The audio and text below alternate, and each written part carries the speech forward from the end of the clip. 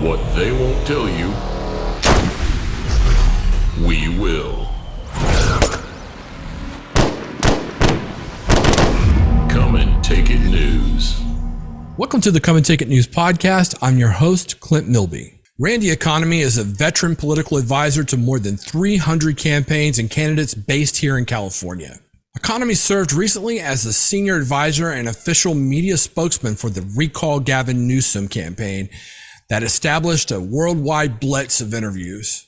Economy conducted a staggering 2,400 media interviews on behalf of the People's Recall during a 10-month period from November 2020 to September 2021. Economy has been featured on Fox News, CNN, MSNBC, Newsmax, NBC Nightly News, ABC News, as well as the Wall Street Journal, the Washington Post, Politico, and dozens of other media outlets.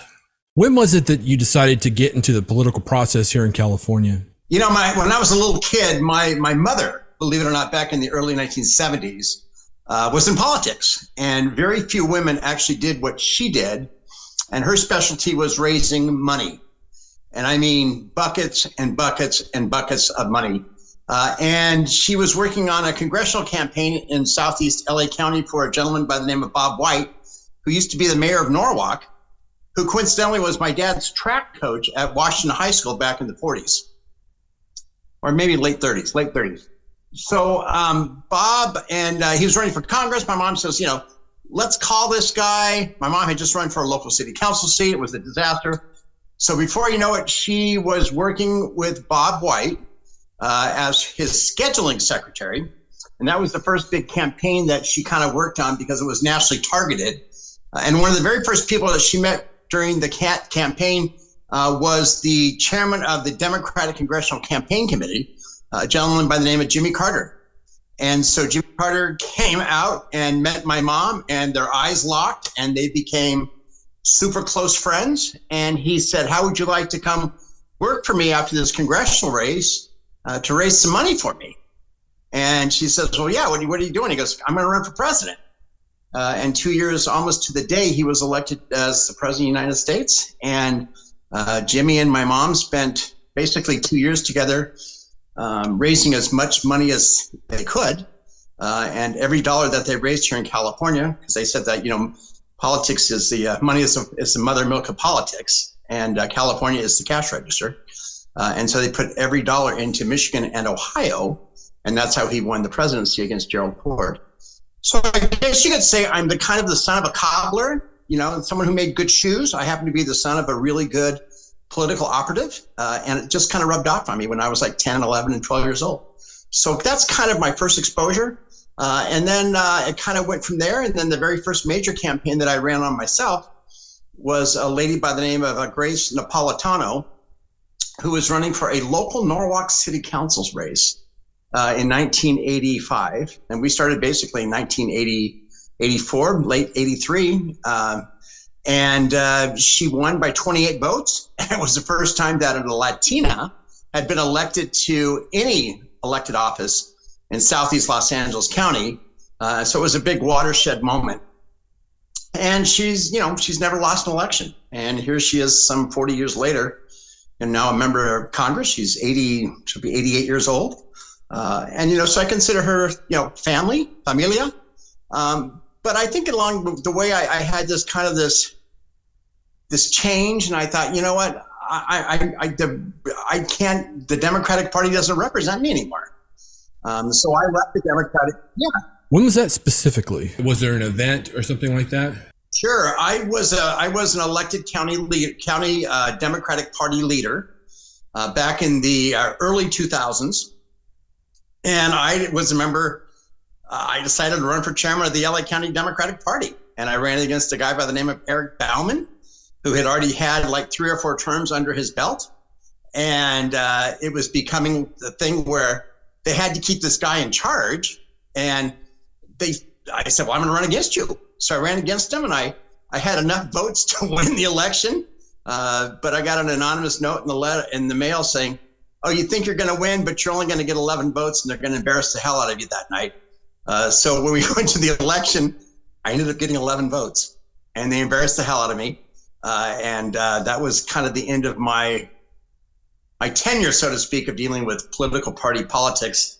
And I said, that's it, I'm out of here. So I became a declined estate and did that for many, many years. And I re-registered as soon as Donald Trump came down that staircase at Trump Tower. I said, I gotta get this guy elected president because, he's a businessman. He's an entrepreneur. He's got more money than God. Everything he does turns to gold. And we need that in politics. And so I got in contact with his campaign out of New York, and they immediately got back in touch with me, and I became one of his main advisors here in California and was in charge of all of his media relations. So I enjoyed doing that. It was one of those type of things where I said, you can't sit on the sidelines in life, Clint. You can't sit on the sidelines in politics. Because whether it be a local city council race or a school board race or a board of supervisors race, or even for the presidency of the United States, everybody can get involved and everybody can make a difference. I know the message from General Michael Flynn has been that people must get involved at the local level in their city councils and school boards. Jess Unruh, who's kind of the, he's the doyen, he's like, the mighty piper of California politics. And he says, all politics is local. And it really is true. And that's not a Democrat or Republican thing. That's just reality. And you can make more change at your local school board and your local city council and college district and even your own water district. I mean, these water districts are absolutely corrupt from the head to the toe. But again, it's the great secrets. And you really can institute change if you just get off your rusty dusty and decide, I'm going to get involved. I know that living in Burbank is something that came up during the pandemic as our city council hired a private firm to patrol and ticket citizens who are outdoors without a mask. Sure. The city council paid $300,000 to do that. Of course, these people weren't police, and so no law would have been broken for refusing to wear a mask, but they'd hit your credit report if you didn't pay. And that wasn't a state or federal law. That was done by the city council. Of course, yeah. And how sad is it when any government agency can screw up your credit because you don't pay a mandatory bill that's foisted upon by you? And that's the problem we have. And that's why when, I sat on the sidelines for, I never sat on the sidelines. But I'll tell you, when there was a series of failed recall attempts against Governor Newsom, and one day I got a call from a good friend of mine, Susan Walsh, up in Placer County and Yolo County, and she says, we're going to start this recall against Newsom again. I said, don't waste your time. It's not going to work. There's too much apathy. There's too much. This guy's too powerful. They've had 5 attempts. Nothing's going to happen. And then I got a phone call from Orrin Heatley, who was the man who says, I'm going to try to take this thing on. And he called me and he says, how would you like to come to work for me? And I said, huh? And he says, basically, we need that missing piece who can get us on television, get us on the radio, kind of be the face of the campaign, and somebody who's been in politics. So I had a long meeting with him and Mike Netter, and we kind of had a marriage that we decided that day that all for one for all. But we worked our asses off for 10, 11 months every day, 15, 17 hours a day. Didn't question anything about it. And that's kind of where we are today, where, citizens activism, and I hate using that word activism, but it matters and it works. And if you really can do things like you're doing, Clint, with your podcast and other people, that's the whole key of trying to break the monotony and the monopoly and the corruption here in California. Randy, talk a little bit about your experience working on the Recall Gavin Newsom campaign. I personally was so impressed with how organized and mobilized it was. I literally saw people set up tables with petitions. They were everywhere. I think the one thing that we decided at the very beginning, and this is why kind of the wisdom of Orrin Heatley, is Orrin says, we're going to run this campaign from the bottom up. And we're going to give every tool necessary to all the grassroots to be successful in front of their local supermarket, at the shopping mall, at putting up a table in front of their kids' school. Whatever we needed to do, we provided every tool needed to be successful in that campaign. And that's why this particular effort succeeded in getting on the ballot. And I'll talk to you about how the campaign kind of went off the rails after that. and how we lost. But that's the whole key. And if you have great leadership in campaigns and you can manage a movement, but not be a dictator and be in charge, that's the whole key to success. And I think that's one thing that we're seeing here on a rebirth of political, political activism and engagement, and more power to anybody else who now realizes that, they're in charge of their local democracy. They can go ahead and recall their city council members. They can recall their school board members, and we're going to help them, give them the tools to be able to do that and to be successful. And we'll be right there with them, lockstep, holding their hands, and as backup army members, so to speak. How did you activate these folks to get them out there? I know I've done just a bit of organizing protests, and it's incredibly hard to get people out to participate. How did you motivate people to get out and actually get those signatures? Well, one of my jobs was to be, as a senior advisor, was to get on television and to get in the newspapers and to get on talk radio. And before they had contacted me, I think they had done a total of maybe 3 or 4 interviews, and 3 of them were on One American News, and the other one was on Newsmax in the middle of the night. And they hadn't generated any media. And being a media guy myself, a former investigative journalist, and a journalism major at Utah State University, I consider myself once a journalist, always a journalist. I figured, this is a story that needs to be told, because it's the little guy taking on Goliath. And once I started educating the media in regards to the potential of what this recall could be, and keeping them informed daily, and I mean daily, in regards to what we were doing and being as transparent as possible, the media they got it. They got it right off the bat, and they realized that this is not a strange group of fringies. These are people that are starting to get organized. And before you know it, we use social media to our advantage, and Facebook, and we used Twitter, and we used anything we could do, which was free, to be able to go ahead and make our budget, go, because we didn't have any money. And the money we did raise, I think we raised over $1 million.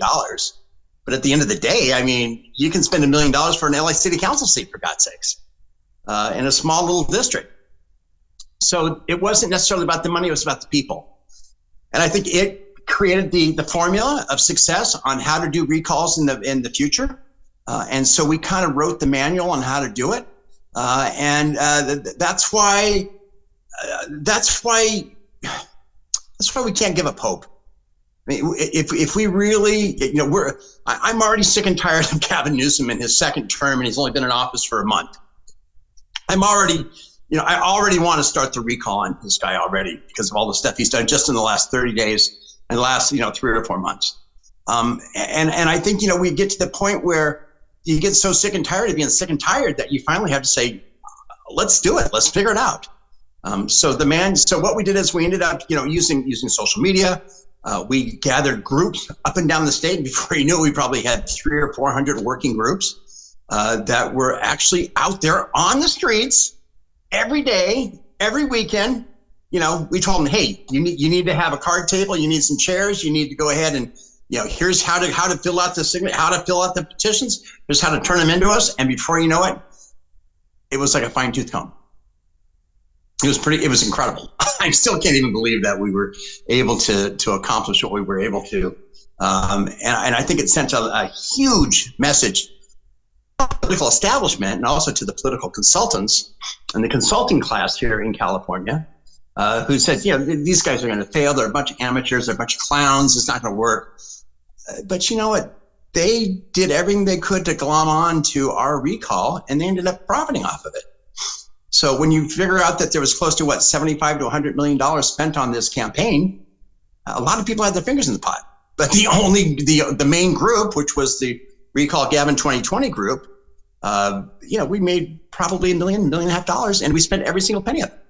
So I think it's a great formula, and I think it's something that is still in place today. That group, Rebuild California, still meets on a weekly basis with town hall meetings and Zoom classes and things like that. So to the credit of Mike Netter and Orrin Heatley his team, they're keeping hope alive, so to speak, in California, and I applaud them 1,000%. How many verified signatures did you wind up having? We ended up with about 1.785. It's 1,785,000. We needed 1,497,000. So we smashed it by about 300,000. We collected almost a little less than 2.2 million. And most of them came in, believe it or not, the last 30 days. And one thing that we were able to do is we started our own talk show on KABC. That was called Friday Night at the French Laundry. And this thing became a monster. It became a ratings hit. Everybody listened to this damn show for months. And it was a great opportunity for us to be able to talk directly to our leaders and directly to the campaign members, and to be able to say, listen, stay engaged, get your petitions in. And so the media fell in love with it. I don't know how many articles were done just on that radio show alone. You can Google it. It's pretty insane. But I was very blessed because as my role as being the senior advisor and also the guy who was the head of media, so to speak, I became the face of the recall with a lot of people and with the media. So I did close to 2,300 interviews. I mean, that's insane. I mean, you think about 10 months and you do 2,300 interviews in that amount of time. Clint, I was doing sometimes 20 and 30, 35 interviews a day. I was just, blurry-eyed by the time I was done. And we needed a consistent message, and we needed that consistent messenger. So I was very blessed to be able to fill that role. Newsom claimed over and over that MAGA brought in people from out of state to get these signatures. Is that true? Was this truly a grassroots movement? Listen, I'm not going to say that there wasn't outside influences, because there was. There was the Republican Governors Association. There was a Democratic National Committee. There was a Republican National Committee. Ronna McDaniel was campaigning from Washington, D.C. on behalf of the recall. And we couldn't tell Ronna McDaniel what to do. Right. We couldn't tell the Republican Governors Association what to do. But I think what they realized is that there's a group of people in California who have taken it upon themselves to do something bigger than we probably could have ever done in any state at any time here in America. And now they need to come in and they need to be some reinforcement. So it kind of got a little bit off track when a couple of organizations came in, and one day I was sitting here talking one day, and there was a guy on Newsmax and saying that he was the senior advisor and the spokesperson for the campaign. I said, who the hell is this guy? And it really, excuse my French, it really pissed me off. So by the time I got a hold of him and I read him the Riot Act, I said, how dare you? And he was one of those social media influencers with 2 or 3 million followers on Twitter, and he's sort of a big deal in his mind. But I thought, this is bullshit. So we not only had to like police the media, we had to police the people who were pretending to talk to the media on our behalf. Wow. So that's kind of, I told you, it was a reality show, to be honest with you. No, it totally had to be. It's unfortunate we didn't have cameras running the entire time this whole thing was going on. No matter. We did a movie. There's a movie out there called that Jeff Roldan did. It was a 1-hour documentary about the recall, and it ended up to just about right before the actual last 40 days or last 60 days of the campaign started. It was about the movement to get the thing on the ballot. So I think there's some sequels there that could be done. But I think what happened was when people started to file for office, of course, it took the actual, took the light off of Gavin Newsom, and the light went on other people that were actually running in question too. And when that happened, the campaign started to go off the rails, in my opinion. When you talk about other Republicans, you're talking about Larry Elder, right? Yes, specifically. And what happened, do you think, there? You know what? It became about Larry and others wanting to try to get on Fox News, prime time, to be able to pitch the fact that they're going to be the next governor of California, with no regards to all of the hard work that tens of thousands of people had done ahead of time to get this thing on the ballot. It became instantly about him. And when that happened, we lost the momentum, in my opinion. on keeping the focus on Gavin Newsom. Any one of those candidates who were running there, I think there were 45 of them or something. Any one of them could have taken over the governorship for a year. I mean, seriously, I mean, it was getting to that point. But when it became about Larry and, he went through 5 campaign managers and consultants, and he was firing everybody every other week. And he would go on television. He'd make these gaffes. He'd show up to a homeless encampment in Venice, and people were throwing eggs at him. And it was like, are you kidding? What is going on with our campaign? And so I even told Larry this. I said, next time you run for governor or anything, you better damn well talk to people ahead of time. And you better not make the decision at 4:00 in the afternoon, an hour before the actual closing deadline, because a lot of people suffered. Right, because all that effort now, it almost became a carnival. Instead of all the news media coming to cover the recall, they were covering Larry Elder. Right. It made no sense. So, and then Gavin Newsom, to his credit, he just pounced on it, and it became a thing about, do you really want me to not be the governor and have this guy or any of these other guys who are running as my replacement? So I think maybe we needed a little bit of a better coordination on question 2. I was actually supporting a guy by the name of Doug Ossie, former member of Congress, successful, entrepreneurial businessman and dairy farmer up in Northern California, and 3-term member of Congress. And Doug would have been a great governor. He could have walked in on day 1 and just get the job done. But you know what? He suffered a heart attack during the beginning of the campaign, and so he couldn't continue the campaign anymore. So, it was a strange set of circumstances, and I think, when the history books are being written, and I know that they already are, and there's a lot of things that have been, there's been tens of thousands of things documented and talked about on this recall campaign. I think we did something bigger than we were supposed to do, and for that is something monumental and historical. And I am just blessed every day that I had a seat at the table and got to be in front of those cameras and just try to communicate a really good special message each and every day in regards to why Gavin Newsom really did need to go and why he still needs to go. Newsom was in trouble, and this because George Soros donated I think a cool $1 million. I don't know the exact number, but I know that it was getting to the point where he was feeding money through other sources that we know of, through whatever be the Governor's Association or whatever, through the Democratic side, to be able to go ahead and help Gavin out, and also donated directly to his campaign. Right. So on paper, it was in the millions, I think, what they had. It's in the millions. And then you take, you go fast forward another 6-8 months after the recall campaign, when they were doing the Gascon recall, and what a hot mess that turned out to be, because the consulting class destroyed that campaign for greed. But who was putting in money to the Gascon campaign but George Soros? I mean, millions of dollars through independent expenditures and things like that. So we get it. We know how the game's played. We got to change the game. Do you regret not surrounding a candidate instead of letting it become kind of a free-for-all? I believe that to be true. I know that Orrin Heatley and Mike Netter and the team decided to help Kevin Kiley, because Kevin was a local assemblyman from the Sacramento area that they knew, every single day for years. And they said, well, let's get behind Kevin and get him to run for governor.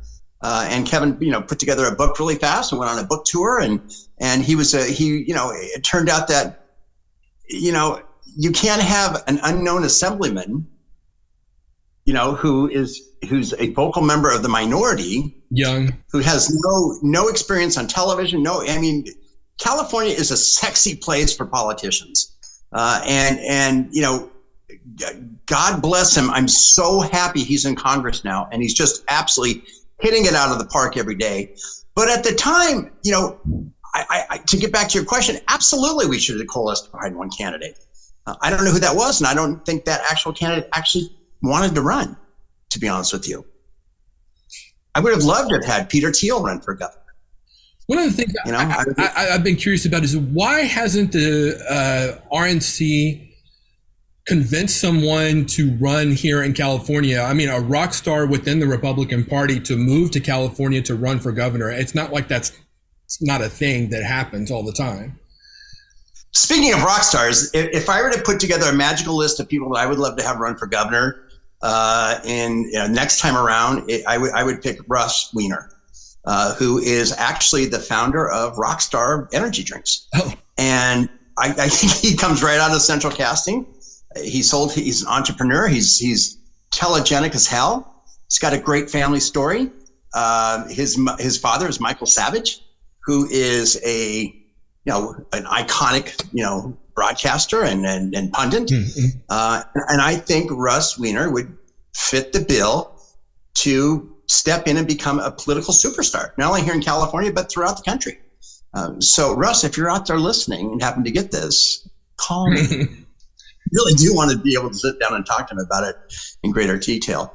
And I know Peter Thiel would make a great candidate too. And I know Peter was kind of, I was kind of like trying to get to Peter through, different friends and sources and say, you should think about running. I know Rick Grinnell was wanting to run for governor, and I was really excited about that. And Rick's a dear friend of mine here in the Coachella Valley, and at the last minute, he just called up and he goes, I can't do it. His partner had his husband said, it's just, I don't think now's the time to be able to enter a campaign like that. But Rick would have been right out of central casting.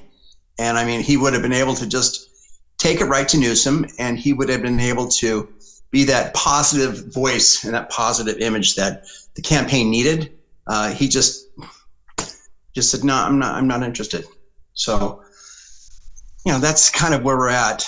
As a Republican running for governor in California, you're going to get killed by everyone. I mean, what did the LA Times say about him? That he was the black face of white supremacy? Yeah, he ran the worst campaign I've ever seen in my life.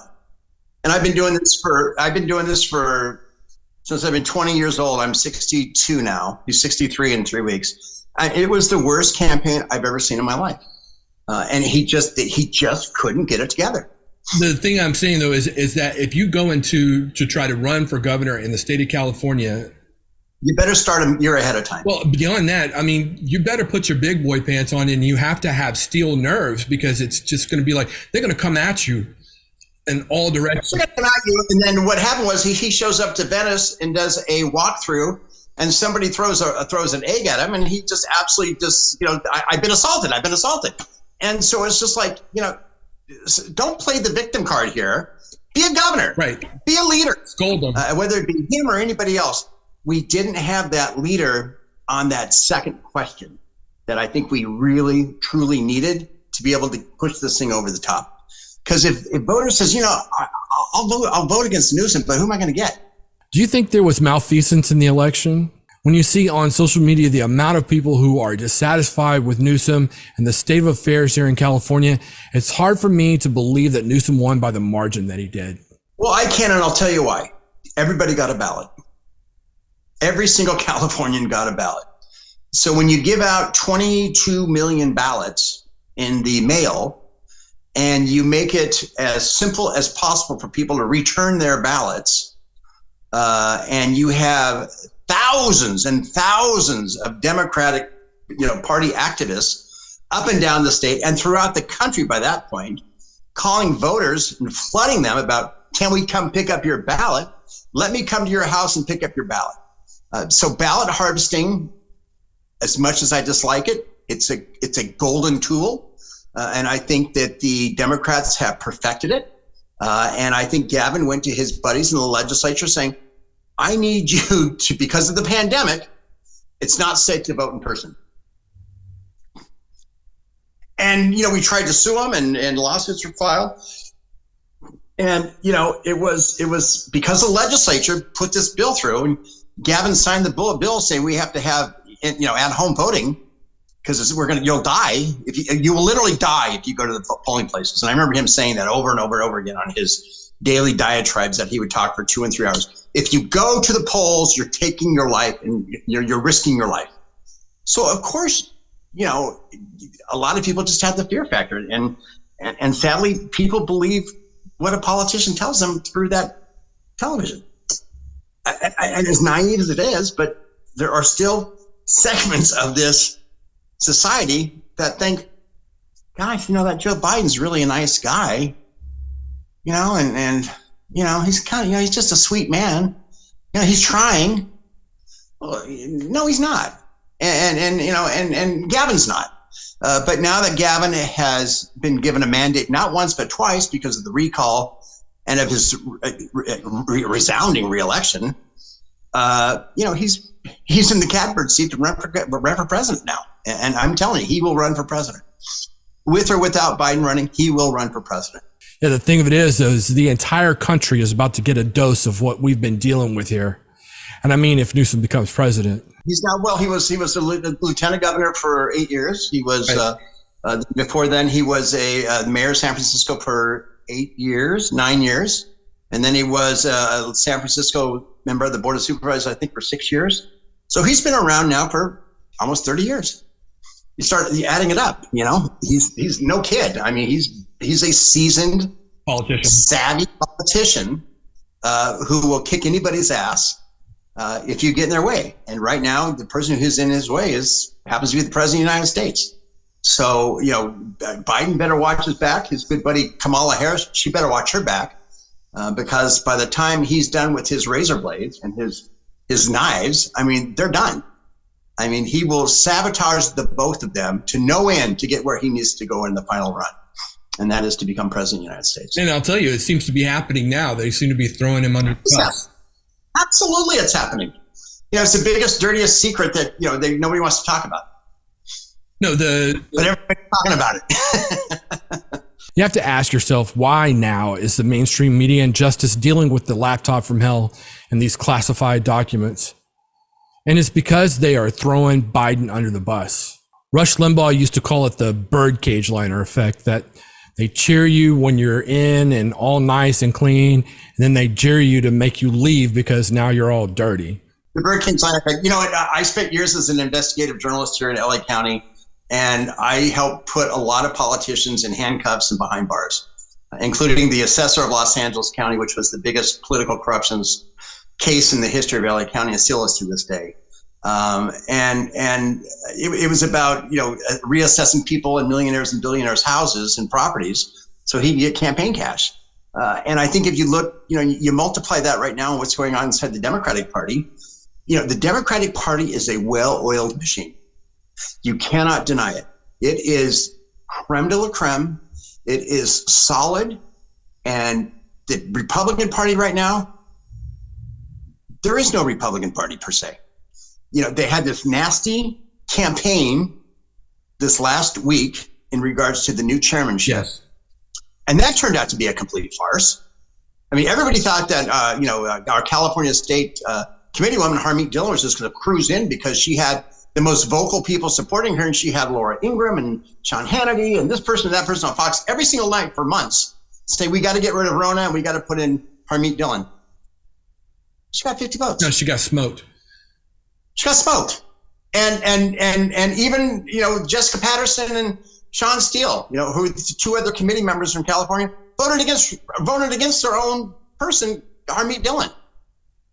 So, the dysfunction of politics and politicians and the party structure, that's the problem. And I think one thing that we were able to prove, to go back to the recall campaign, is it's about people. And if you're organized and you give people the proper tools they need to have control and actually participate in democracy by going out and getting signatures and having that legal document in their hands as saying, I'm responsible for this to the registrar of voters office in my community. And I've been deputized by the campaign to be responsible and as a signator when I can go into the registrar of voters office. That's hugely powerful. So I think we need to continue to get back to basics. We cannot continue to do life. We cannot keep doing this stuff over and over and over again. And I know that there's a new chairmanship battle in California, or Jessica Patterson's up for re-election, I think in March, here in California during the Republican convention. And I don't see her, not getting re-elected resoundingly, because I don't think there's a strong candidate who stepped forward to take her on. I think that's sad. Why not? Are they scared? Well, you have one guy, Mike Cargile, who ran for Congress and who the Republican Party came out and basically says, we're censuring you. We're not going to have anything to do with you in your campaign for Congress against Norma Torres because we think you're a racist, you're this, you're that. You posted everything online, and it all comes back to haunt you. But he's mad, and he wants to run now for chairman. But he's running. He's not running for the right reasons. He's running because he's mad at Jessica Patterson. He's mad at the Republican Party.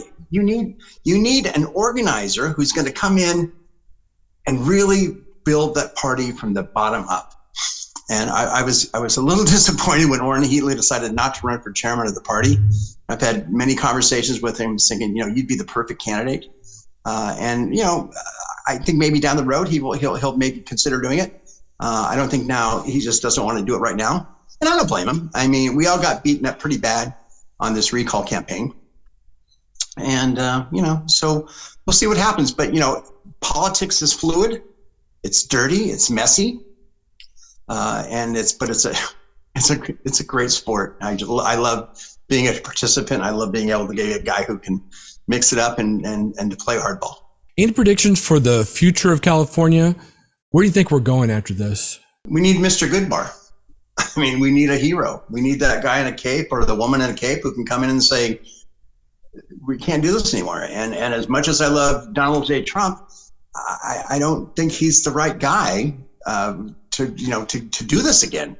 And I know that, a lot of people will say, of course you're going to have Trump again.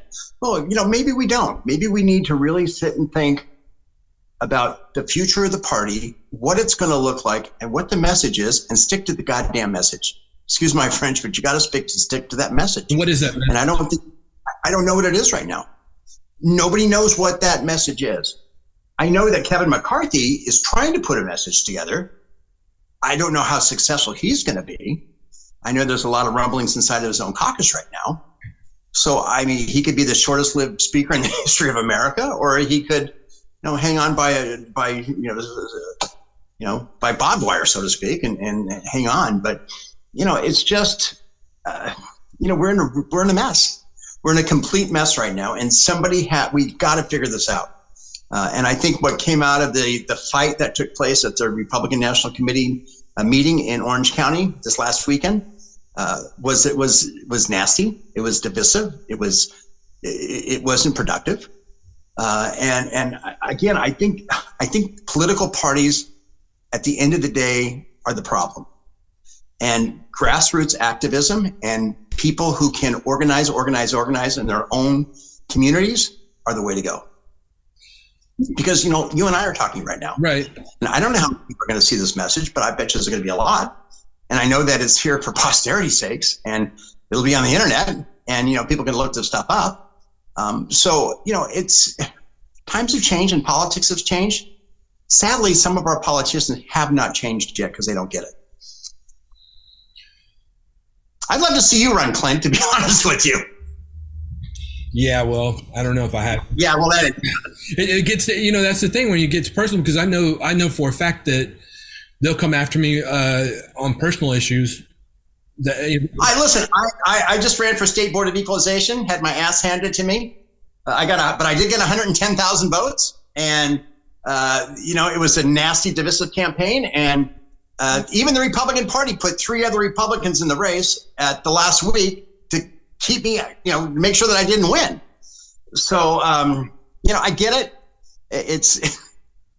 It's screwed up, but you can't sit on the sidelines anymore. Well, the thing of it is that there's no real white knights. There never was. We took like people that were flawed. Sure there was. There was Arnold Schwarzenegger. Yeah, but a Democrat at the time, and I thought, my God, we're done. I was a Democratic Party leader during that campaign. I lived around the corner from Gray Davis in West Hollywood. I'd run into Gray at Gelson's. I'd say, what the hell are you doing? Oh, Schwarzenegger's not a problem. We got this thing under that. I said, you're going to get your ass handed to you. And I stood 5 feet from him when he sat there and gave his teary-eyed concession speech with Sharon Davis just absolutely a hot mess. And I thought, told you so. Because you didn't pay attention. And that's, I think right now, even people like Gavin Newsom, Be careful what you wish for, Gavin, if you want to run for president, buddy. Well, because this ain't Iowa is not California, neither is New Hampshire. Neither is South Carolina. Besides that, he's got a lot of skeletons in his closet, a lot. Oh, he's got more skeletons than you could believe. If I had one more person sending me factual documentation about this man's personal and private life during the recall campaign, we couldn't use some of it, obviously, because it was so scandalous. I'm thinking, holy crap, what's going to happen what happens when Trump gets this guy? Or even what's going to happen when Biden gets a hold of him? So if someone was considering running and they've had some, let's say, unflattering issues from the past, should they just try to hide those things and hope for the best? You'd be honest with the people. So listen, there's no politician who's perfect. Every politician lies. Every politician has something to hide. The perfect politician and the perfect elected official is the one who comes out and tells you how screwed up they are ahead of time before the election, and everything is out in the open. Look at George Santos right now, the guy from New York. What an absolute shit show. But the reason why he had to completely change the narrative to be something to everybody. And when we get the people who have the warts and the problems, those are the people that we want in office. We want people who have had real life problems, who have overcome challenges, because they get it. I mean, they're going to understand exactly what needs to be done once they raise that right hand and they put the left hand on the Bible. They're going to know that, hey, I remember when I was in a situation like that. So, politicians should never be perfect. None of them are. Breaking news. And I think we need to continue to work as hard as we can to find those candidates who are so freaking appealing, who are so vocal, but who can lead as well and who can legislate. Anybody can legislate. Staff members do 99% of the work anyway. Right. When it comes to being a legislator or a member of Congress. It's, the system is the system. It's the person that raises that right hand who becomes the instant leader. And I want that person. I really, really do. And I think we can find that person here in California. Thinking about the speaker, Kevin McCarthy, the 15 votes, the round and round that went on, for me, I thought it strengthened him in the end, because now he can be as MAGA as he wants to be. And those that would criticize him for it, the rhinos and the Dems, you can just say, hey, I don't have any choice, because what we've seen in the short time he's been speaker is he's just come out blazing. And I have my doubts that he would be able to come out as strong as he has if that debate hadn't taken place. Well, I'll tell you, the ratings on C-SPAN for that 3-day period when they did those votes for 3 straight days were phenomenal. And I was glued only to C-SPAN because I wanted to see unfettered, unedited how Congress was working that day. Right. And it was really funny. I was actually texting a member of Congress on the floor, and she happens to be a Democrat, and she just said to me, this is insane. This is freaking insane. And we're doing the same thing over and over and over again. Nobody cares. We know exactly how this thing. Everybody's got their scripts. Everybody had their scripts when they got up over talking about nominating, whether it be Hakeem Jeffries or Kevin McCarthy. They had their scripts. And it was a scripted circus. And I don't think it turned out well for anybody. I don't think it helped Kevin McCarthy. I think it made him look like he's, I think it's like it makes him look like he is a ringleader instead of being the Speaker of the House of Representatives. And right now we need that leader to step up. And I swear to God, I hope Kevin's the one to be able to get us through this. But I have my doubts, because you get those 20 people pissed off over one thing and he's done. They're holding him hostage, and that might be good for accountability, or maybe really bad for democracy. But again, he's sitting there like this. What do I do? So we'll see how this thing plays out. But we're in trouble. I mean, America is in trouble right now. And how many 5 million people have come across the border already? How many people have come across the border already? 4 million, 3 million, 2 million? I don't know what the million number is now. I've heard that it's 11 million. 11 million people. That's that's the population of 7 or 8 states combined. And where are they going to go? They're going to. I mean, they're landing in luxury hotels now.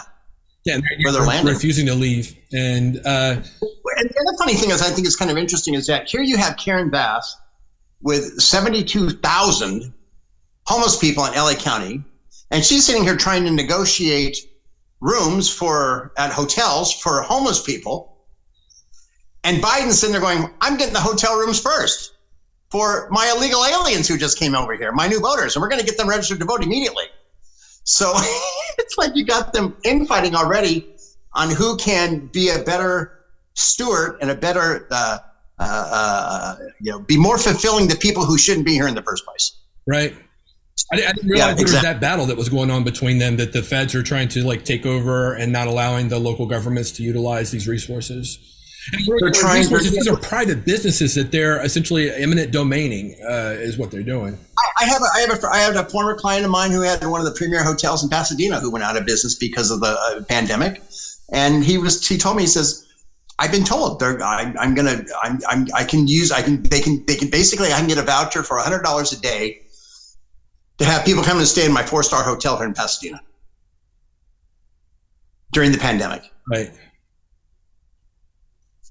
He went out of business. Well, 330 plus he lost. Now, I saw that during the pandemic that you had essentially people were cooking meth and running whores out of these 4-star hotels and 5-star hotels, and they were essentially going out of business. And then it seemed like they stopped that business of making these hotels take these folks. It seemed like that it stopped for a period of time, and then it came back a few months ago or something like that. I told my client who had the hotel, who was a hotel executive in Pasadena, I said, if you're gonna not have any business, you take every bed in your hotel and you put it in a warehouse. You take everything out of every room and you take it out and you put it in a warehouse right now. And he had 260 rooms, and he did. Because the last thing he wanted, if there was a mandate by the governor saying we're taking over because I've declared this a state of emergency because of this pandemic. I'm the executive in charge, and Gavin's still in charge with executive powers here in California. And he hasn't given them up yet. No, he so I mean that's the danger of a tyrannical governor who is so driven by power, but who happens to be out of central casting, and people buy it, sadly. Yeah, and then then the business members suffer, and sad. I mean, I want to fight for California. I love California. It's my home. It's always been my home. It's my grandfather came here from Greece when he was an immigrant. When he was 14 years old, came across the ship, and like a lot of 14-year-olds did back then, they never would look back and never went back to the country, and communicated by telephone or letters for the rest of his life to his family until he passed away in 1970. So, I mean, we're a land of immigrants. I'm glad that we are, but enough's enough. No, this is something a little bit different. We have to take care of our own now. Right. I mean, at that time we had Ellis Island and places set up to deal with these people aren't even being processed, but they are getting. I think it came out in the news today. License plates and driver's license. Getting license plates. They're getting license plates and all types of really fun stuff. There was an interview I saw today. A guy said they shipped him to New York City, and he shows up and he goes, I'm waiting for my room here at, I don't know, the Regency or someplace. And they told me this is where I was going to be, but I can't get in there because, there's homeless people in there now that they're housing. He goes, and I need to take priority here because I'm living the American dream, and these people need to get out of the way for me. And that's the reality where we're at now. So we're having, you bring in too many people, you're going to have a war, and it's not going to be pretty. I have friends that live in West Hollywood who are experiencing crazy violent crime, the chronic homelessness, and they can't believe it's happening and are seemingly baffled as to why. They can't correlate that it's the people and the party they voted for. I mean, it's just insane. Why can't I go out why can't I just, go walk up and down Santa Monica Boulevard all night and get, screwed up at the bars and then stumble home, and now I have to fear for my life. of getting beaten up and robbed or stabbed or shot. Welcome to America 2023. Well, they're clueless and they're hardcore Democrats. They totally hate Trump. They hate everything that they say he stands for, which they don't even know what he stands for. And they're completely clueless. You put all of these radical, essentially Marxists, into play here. And that's the problem. But they can't put it together in their mind that, oh, maybe the people that I elected are not the great people that I thought they were. And maybe we should change there.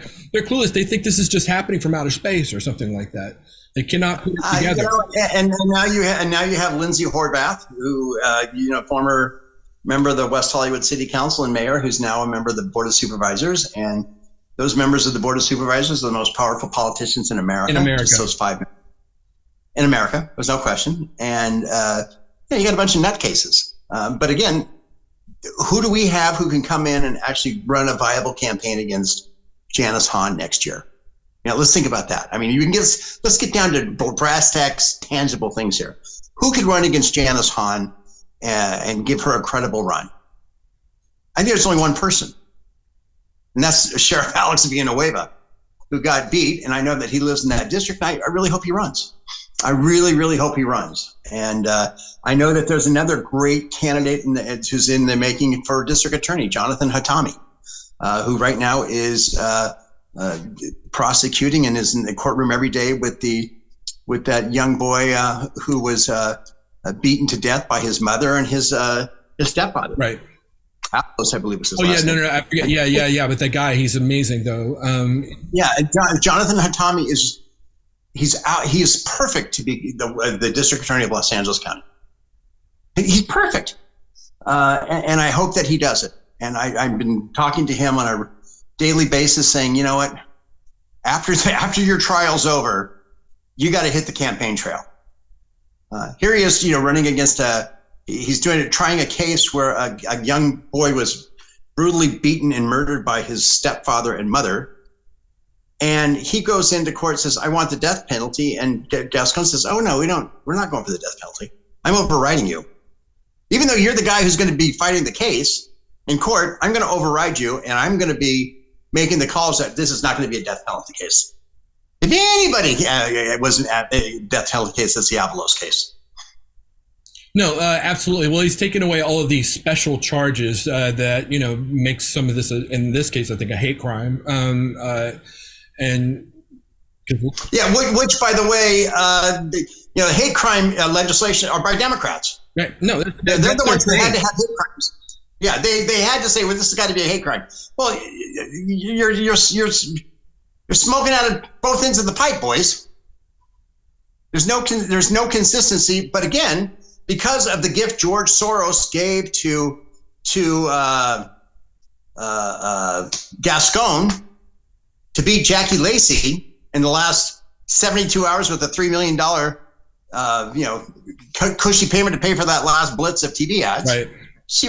Jackie was done.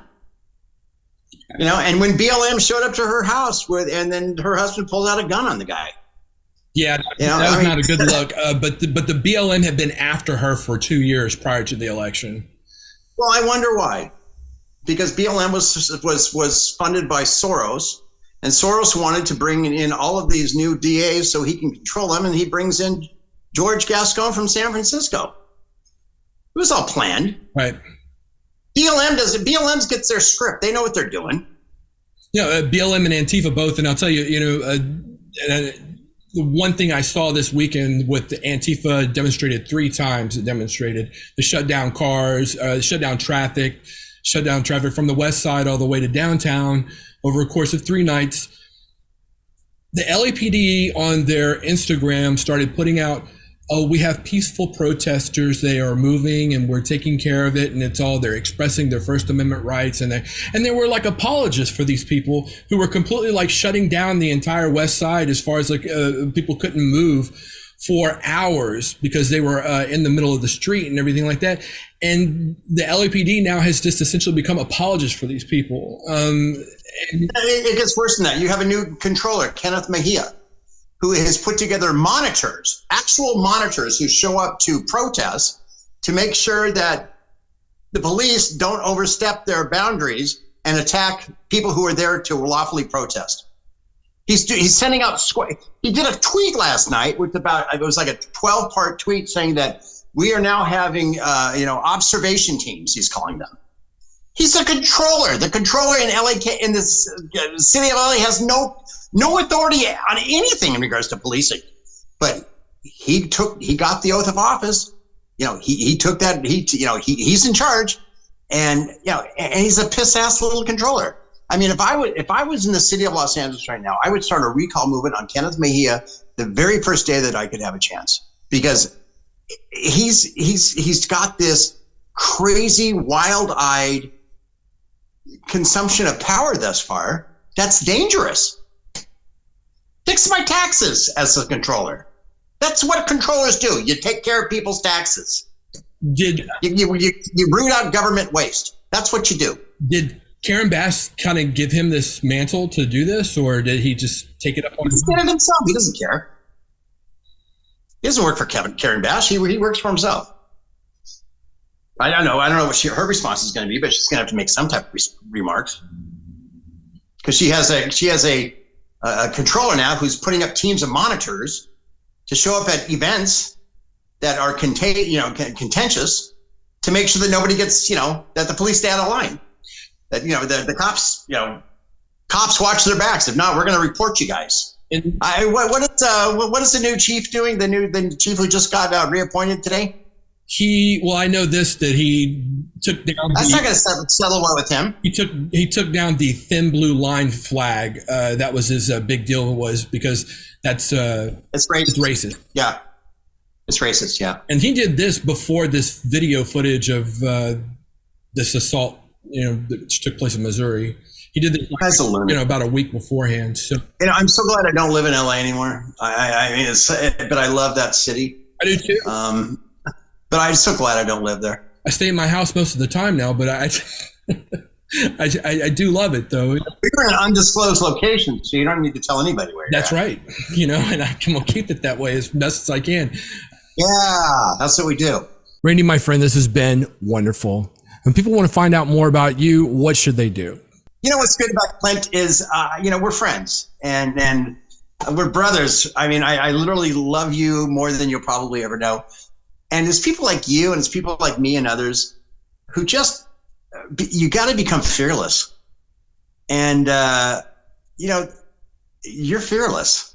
And that's what we need here in California. We need this all over the country. There needs to be another 5,000 Clints in this world and another 5,000 Randys.